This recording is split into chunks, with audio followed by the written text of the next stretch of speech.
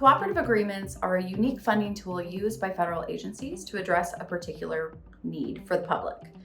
They can be all different sizes, they can also be with different recipient organizations, and really take different shapes and forms based on what objective is being met. But essentially, unlike grants, it's an agreement between federal government or agencies with a recipient organization, in this case it's state departments of agriculture, to address a particular need. It's often a much more cost-effective option for the federal government because it's using the resources, the infrastructure, and the folks on the ground throughout the United States and in communities to actually operate, implement, and address that need.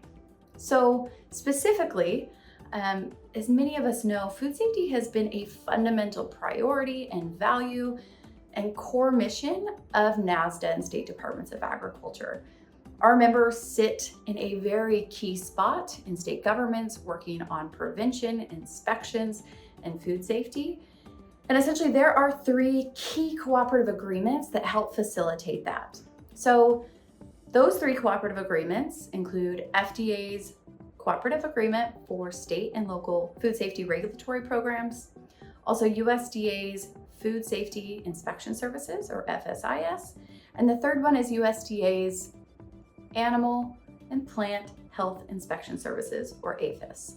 All 3 of these cooperative agreements are essential coordinating between the federal government and state departments to ensure and prevent food safety outbreaks, recalls, and especially to get at education and correct issues before they reach public health.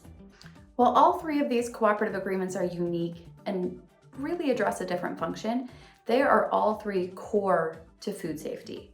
The FDA state and local food safety regulatory programs is really the crux of our inspection services. And in inspections, we mean education, catching something on the front end, educating, and really working towards prevention. Without those inspections and touch points of education, we are likely to see food outbreaks and recalls go up. As for USDA APHIS, this is really the cooperative agreement that allows coordination between our federal agencies and our state agencies to address, to identify, to coordinate, and to remove threats of animal disease. We all know the impacts that we are seeing right now with HPAI, also the threats of African swine fever, foot and mouth disease, screwworm, etc.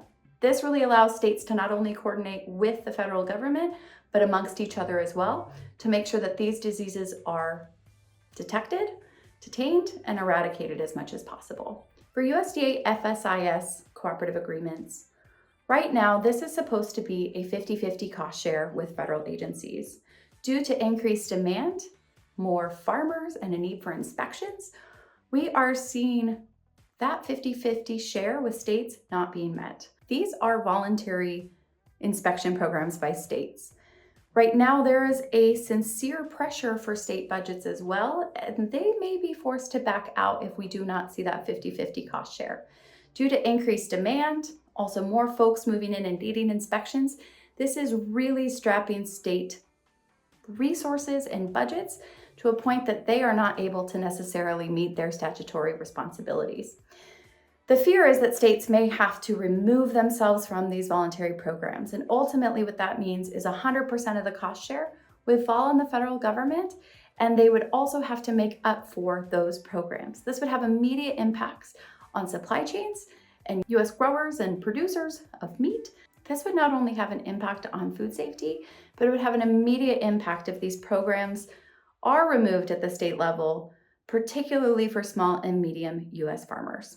Cooperative agreements allow the infrastructure to be education-based, prevention-based, and also have folks in place for rapid response. It is key to food safety in the United States and the integrity of the robust, safe food supply we grow and produce in the United States. We are asking Congress to elevate these priorities in the budget, address these shortfalls, and ensure that states receive cooperative agreement funding through agencies and with our federal partners to maintain these critical programs. They impact U.S. agriculture, they impact public health, and we want to see them retained.